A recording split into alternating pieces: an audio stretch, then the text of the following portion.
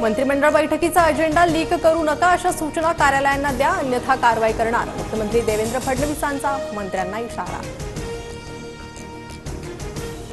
ठाकरेंच्या कॅबिनेटमधूनही बातम्या लीक व्हायच्या, आता तेच फितूर. फडणवीसांच्या कॅबिनेटमध्ये राऊतांचा शिंदेंच्या शिवसेनेवर अप्रत्यक्ष निशाणा.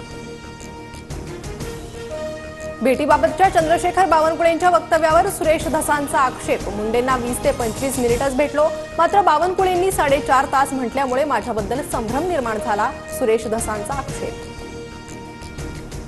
बावनकुळे धसांचे बॉस, त्यांनीच धसांना ट्रॅपमध्ये पकडलं का? मुंडे धसांच्या भेटीवर राऊतांची प्रतिक्रिया. मोठी डील झाल्याचाही राऊतांचा आरोप.